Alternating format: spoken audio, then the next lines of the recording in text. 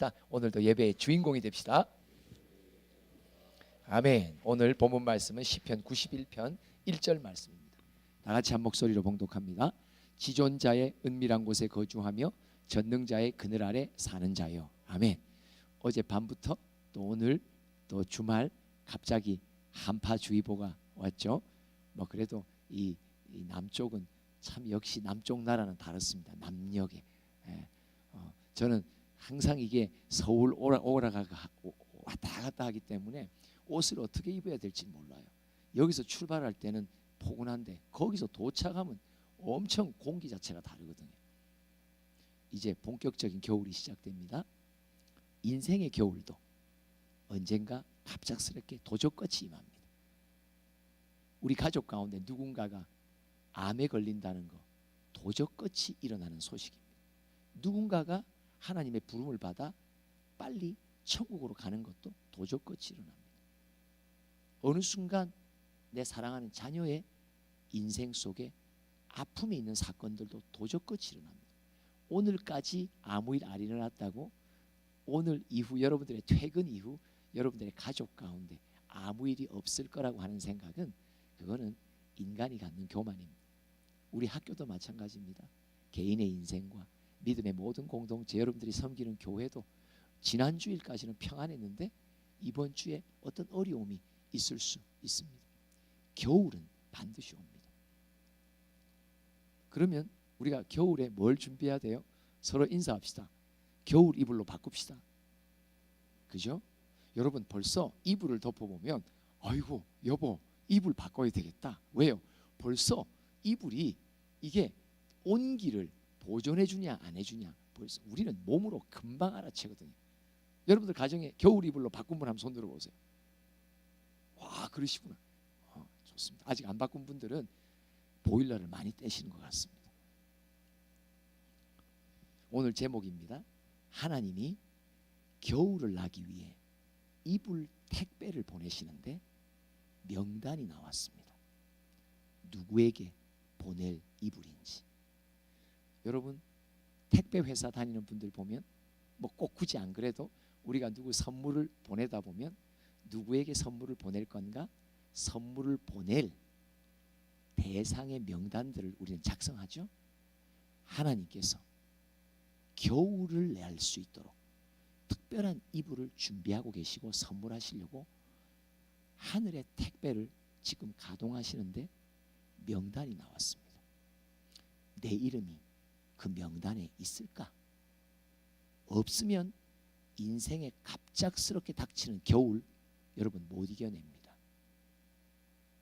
그러나 그 이불을 택배로 받는 사람은 어떤 어려움이 와도 넉넉히 그리스도의 사랑에서 이기느니라. 간증의 주인공이 됩니다. 오늘 제목이요. 이불 택배 명단이 나왔습니다. 좀 길죠? 그래도 뭐 한번 해보겠습니다. 시작. 이불 택배 명단이 나왔습니다. 이불 택배 명단이 나왔습니다. 이불 택배 명단이 나왔습니다. 과연 내 이름이 그 명단 가운데 있냐 없냐가 엄청나게 중요합니다. 그러면 내 이름이 있냐 없냐는 무엇으로 주님은 결정하시냐? 오늘 1절로 결정됩니다. 한 번 더 본문 말씀 봉독합니다. 시작. 지존자의 은밀한 곳에 거주하며 전능자의 그늘 아래 사는 자여. 여기 보시면요. 지존자의 은밀한 곳 뭐예요? 지성소죠.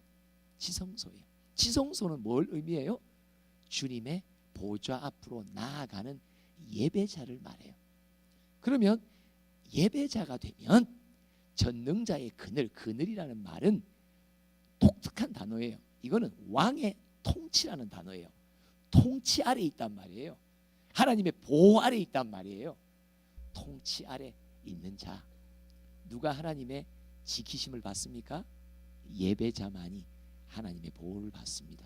통치 아래서 어떤 겨울의 사건들도 넉넉히 이겨낼 수 있는 하나님의 특별 관리의 은총의 대상이 됩니다. 이 1절의 근거는 사무엘하 7장 13절 다윗의 언약에 근거합니다. 시작. 그는 내 이름을 위하여 집을 건축할 것이요 나는 그의 나라 왕위를 영원히 견고하게 하리라. 영원히 견고하게 하리라. 지켜주리라. 누구에게? 집을 건축한 사람. 누구의 이름으로?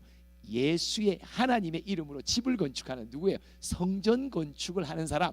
즉 심령의 성전의 전을 짓고 있는 사람, 주 앞에 예배자가 되고 가고자 하는 사람, 그 사람에게 주님은 견고히 지켜주신다.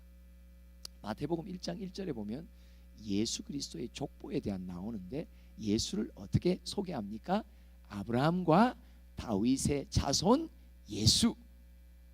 아브라함의 언약이 있고 다윗의 언약이 성경의 언약 가운데 가장 중요한 두 언약인데 그 언약의 성취는 예수를 통해서만 일어난다. 아브라함의 언약은 뭐예요? 교회를 세울 거야. 그리고 교회를 통해서 천국으로 임할 거야. 교회와 천국이 핵심이거든요. 그러면 다윗의 언약은 뭐예요? 그러면 교회가 천국의 하나님의 나라와 하나님의 통치를 받으려면 어떻게 해야 되냐라는 것이 다윗의 언약에 명시되어 있어요. 뭐예요? 예배자가 되라. 다윗의 장막의 예배자가 되라. 그래서 다윗만큼 시편을 많이 적은 이가 없어요. 왜요? 그는 진정 예배자가 되고 싶었고 예배자가 되어갔고 예배자로 완성되었기 때문에 내면의 성전에 하나님의 처소인 성전을 얼마나 부지런히 순간순간 매일매일 짓고 있는가.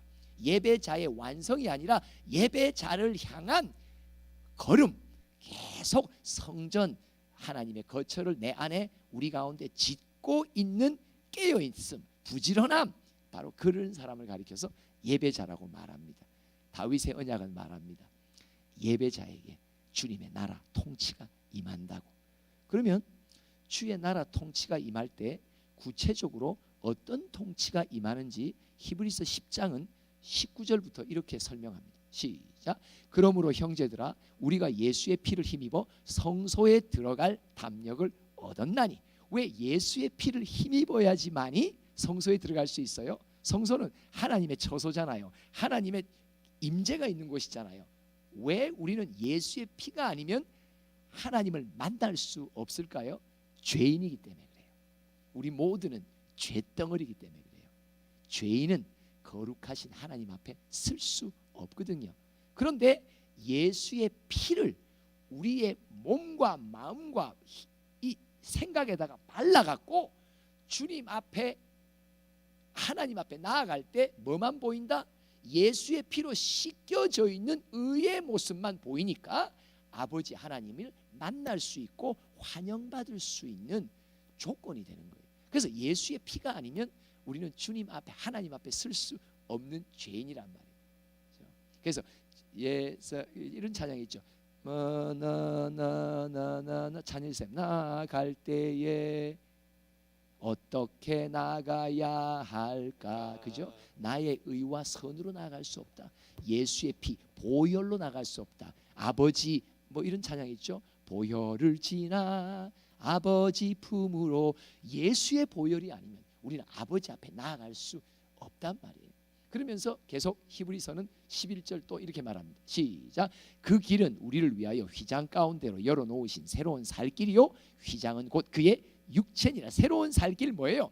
이전에 없었을 우리에게 새롭게 열리는 영생의 길이 열린다. 하나님의 통치를 받는 길이 열린다. 그게 바로 예배를 통해서 열린다.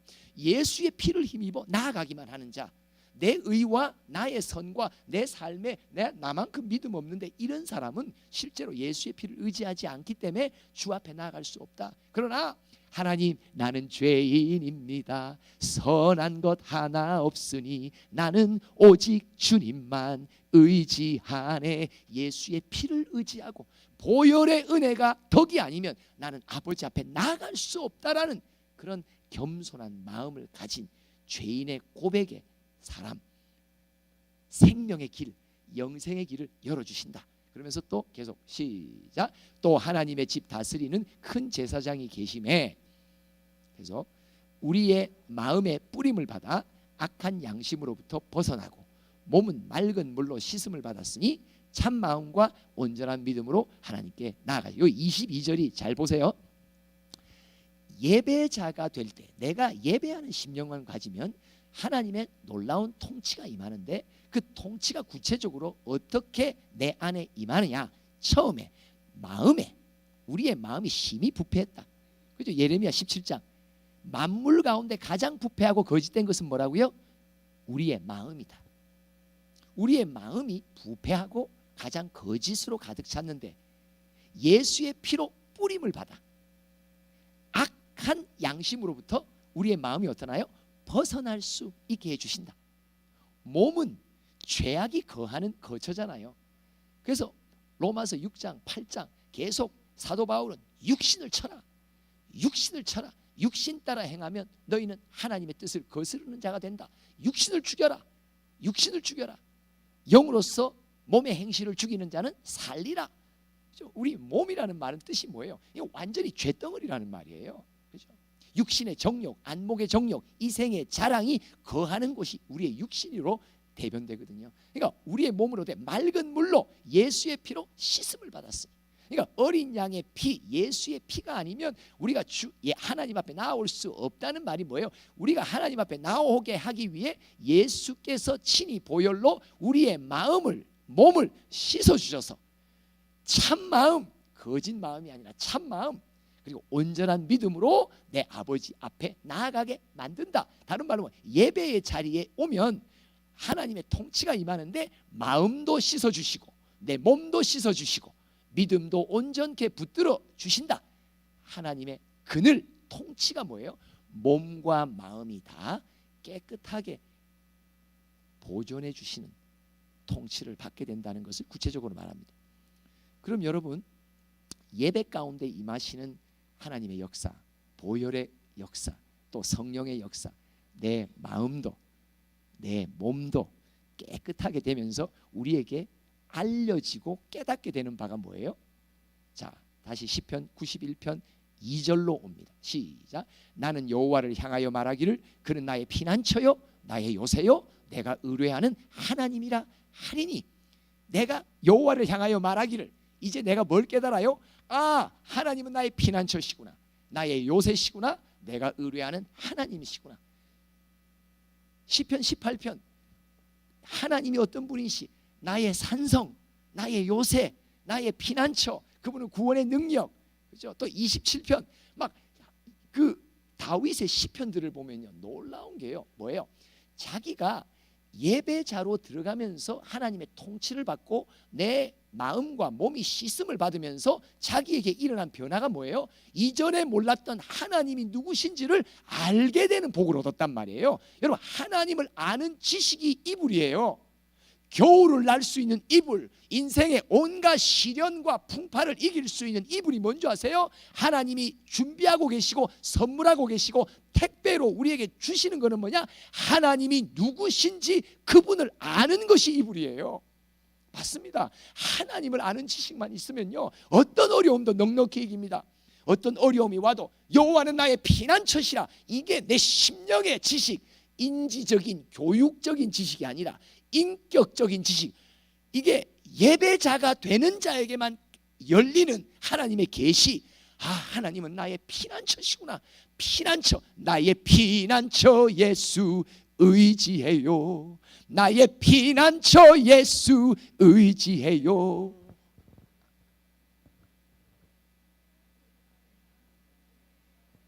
다음에 합시다. 그까지만 제가 한계입니다.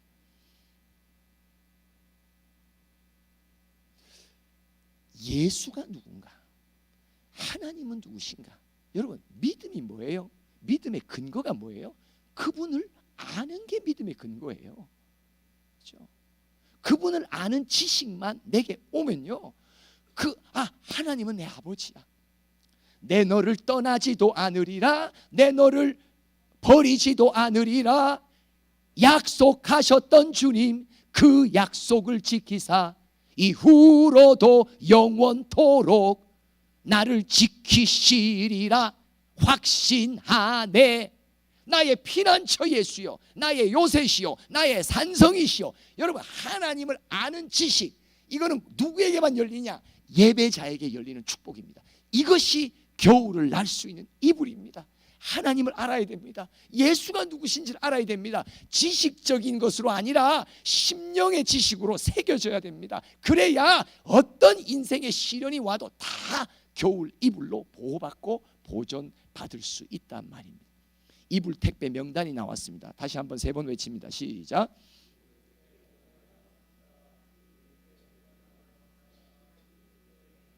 자, 우리 한번 2절을 다시 한번 볼까요? 다윗이 예배 가운데 받게 되는, 하나님은 나에게 이런 분이구나.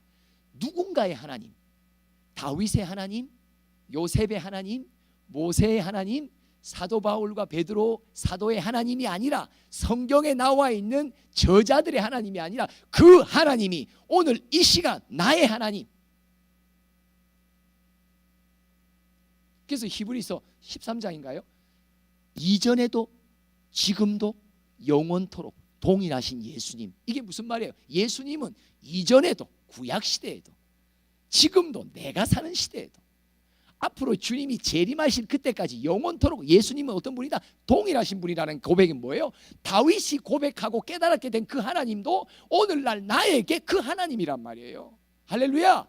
맞습니다. 사도 바울이 고백했던 그 하나님, 온갖 풍파 속에서도 또 밤마다 하나님께서 나타나셔서 내가 너를 보호한다고, 생명에는 지장이 없다고, 내가 너를 반드시 그 왕에게 세워야 된다고, 주님이 지난밤에 내게 말씀하신 거 그대로 되리라고 나는 믿노라.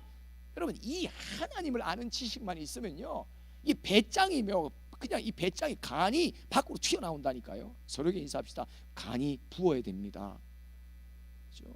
왜요? 믿음의 용기와 담대함이요, 어디서 나옵니까? 겨울 이불. 뭐예요? 하나님을 아는 지식이 겨울 이불이에요.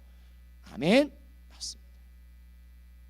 그러면서 어떤 구체적으로 보호해 주시나, 인생의 걸음 속에 어떤 겨울들이, 사건들이 생기나, 3절부터 봅시다. 그리고 그 이불을 받은 다윗이 넉넉히 이겼던 고백을 하죠. 시작. 이는 그가 너를 새 사냥꾼의 올무에서와 심한 전염병에서 건지실 것임이라. 어떤 질병이 오고 어떤 새 사냥꾼이, 악한 영이 올무를 넣어 함정을 두고 거기다가 나를 걸려 넘어지도록 실족해 하려고 하더라도 어떻게 나를 거기서부터 건져 주신다. 왜요? 이불을 받았으니까. 하나님이 누구신지 아니까. 계속 시작. 그가 너를 그의 기치로 덮으시리니 네가 그의 날개 아래에 피하리로다. 그의 진실함은 방패와 손방패가 되시다니. 계속. 너는 밤에 찾아오는 공포와 낮에 날아드는 화살과 어두울 때에 퍼지는 전염병과 밝을 때에 닥쳐오는 재앙을 두려워하지 아니하리로다. 계속. 1000명이 네 왼쪽에서 10,000명이 네 오른쪽에서 엎드러지나 이 재앙이 너에게 가까이 하지 못하리라. 왜 1000명은 넘어집니까? 내 옆에 동역자들, 내 옆에 친족들, 어떤 면으로 가까운 가족들도 왜 공격을 받아 넘어집니까? 심한 한겨울에 왜 다들 실족해 버립니까? 왜요? 1000명이 넘어져요. 옆으로 만 명이 넘어져요. 그들이 뭘 없어요? 겨울 이불을 받지 못했단 말이에요. 하나님을 누군지 모른단 말이에요. 여러분, 이불을 택배 받으면요, 주변의 모든 사람들이 다 사건과 상황 속에 넘어져도 꿋꿋이 있습니다. 나 하나. 1000명이 네 왼쪽에서 10,000명이 네 오른쪽에서 엎드러지나 이 재앙이 너만큼은 가까이 하지 못하도록 내가 지켜줄게. 할렐루야. 계속 시작. 오직 너는 똑똑히 보리니 악인들의 보응을 네가 보리. 여기 악인들은 뭐예요? 이불을 받지 못한 사람을 말해요. 죄송스럽지만 악인은 예수 안 믿는 사람을 말하는 게 아니에요. 예수 믿는데 온전한 주 앞에 예배자가 되지 않은 사람, 형식적이고 종교생활을 하는 사람, 신앙생활을 하지 않는 사람, 인격적인 주님과의 교제와 그의 통치를 받지 않는 사람, 그들이 재앙이 임할 때 어떤 운명에 처할지 너는 앞으로 똑똑히 볼 거라고.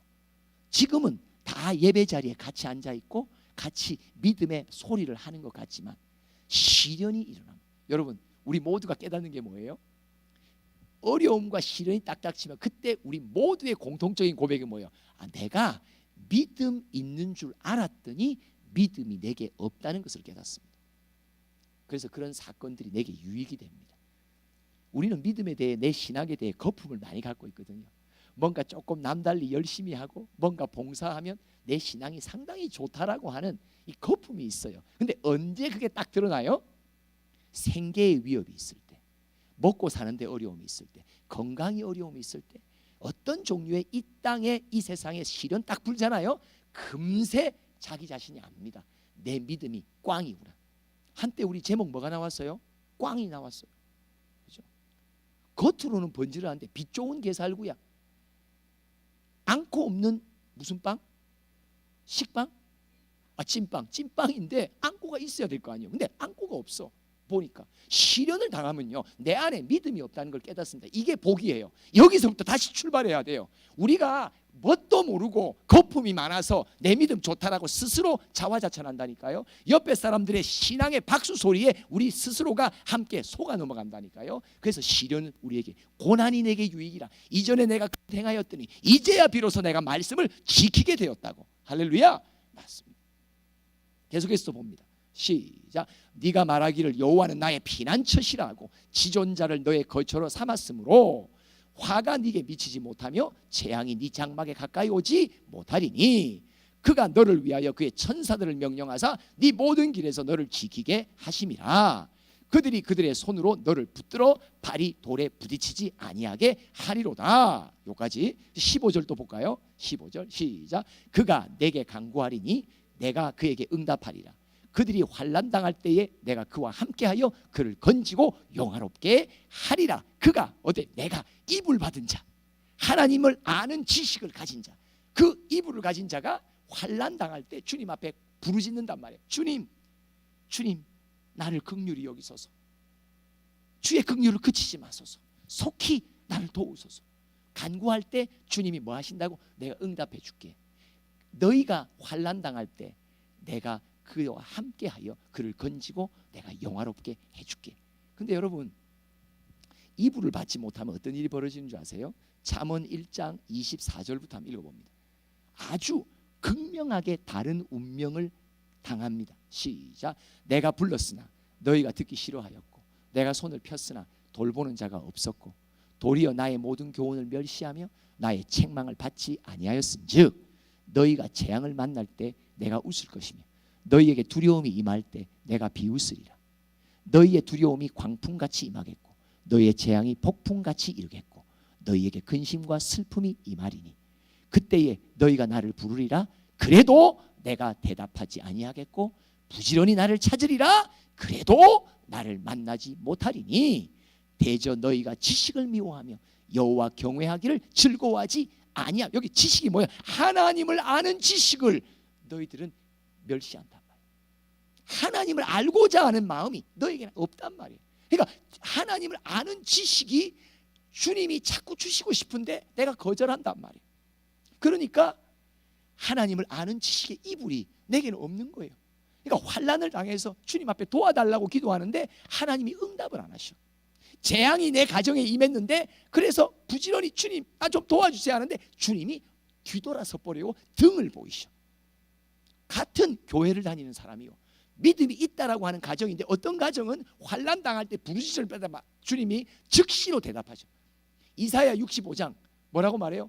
네가 기도가 마치기 전에 내가 응답하겠다는 사람이 있는 반면에 누구는 환난을 당했을 때 기도해도 나는 너의 기도를 응답하지 않고 듣지 않을 거라고 하는 사람이 있단 말이에요. 교회 안에, 믿음의 공동체 안에 이런 사람들이 같이 섞여 있단 말이에요. 우리 이불 택배 다 받읍시다. 어떻게 받는다고요? 온전한 예배자가 되셔야 돼요. 계속해서 봅니다. 잠언 계속 시작. 나의 교훈을 받지 아니하고 나의 모든 책망을 없인 여겼습니다. 책망을 왜 주십니까? 돌이키라고. 너 이제 돌이켜서 나를 향한 사모함을 가지라고. 예수의 피 의지하라고. 예수의 보혈이 네 가운데 임하면 너의 거짓되고 타락된 마음도 씻어주고 너의 죄의 덩어리인 육신도 씻어줘서 내가 참 마음과 온전한 믿음으로 내 앞에 나올 수 있도록 도와주신다고. 여러분, 또 우리는 신앙생활 속에 일주일에 몇 번씩 여러분들은 정기적으로 예배 드릴 것입니다. 근데 정기적인 예배든 나 홀로 드리던 예배든 예배 속에 온전한 산제물이 되어 주님 앞에 드리는 예배. 두 가지예요. 가난한 마음, 애통하는 마음. 이사야 66장. 그리고 또 팔복에서도 제일 첫 번째 나오는 두 복이 뭐예요? 심령이 가난한 자는 복이 있고 애통하는 마음을 가진 자는 복이 있고, 이 두 가지가 기본적으로 하나님 앞에 나아가는 예배자의 필수적인 심령의 복이에요. 가난한 뭐예요? 말씀하소서 내가 듣겠나이다. 근데 우리는 죄인이기 때문에 제일 먼저 들리는 음성이 뭐예요? 책망의 음성이 먼저 들려요. 여러분, 절대 마음에 부딪힘이 있는 말씀을 받을 때 거부하지 마세요. 이게 주를 알아갈 수 있는, 이불 한 채 받을 수 있는 기회입니다. 우리는 설교자를 통해, 가르치는 목회자를 통해, 또 누군가의 선배의 권면을 통해 우리는 내 마음에 부딪히는 건요 내칩니다. 싫어합니다. 근데 그 패역한 심령, 그 높아지고 교만한 심령이 어디까지 가는 줄 아세요? 하나님 앞에서도 동일하게 행합니다. 그래서 우리는 말씀을 받지 못합니다. 책망의 소리를 귀히 여기지 못합니다.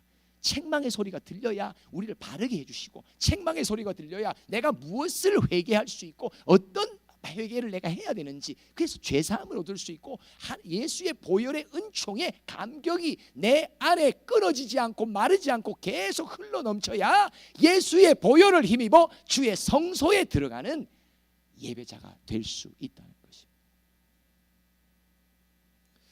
같이 신앙생활하고 같은 사명의 자리에서 같이 일하고 있는데 누군가는 아무리 기도를 해도 응답지 않고, 오히려 주님이 네 가정에 재앙이 올 때 나는 너를 비웃을 거라고, 네 가정에 시련이 올 때 나는 비웃을 거라고, 네가 아무리 기도해도 나는 응답지 않을 거라고. 여러분, 혹시 시련 속에 부르짖어도 하나님의 응답과 도우심이 없는 경험을 하셨다면 지금 이 메시지 앞에서 지금 주님 앞에 서셔야 됩니다.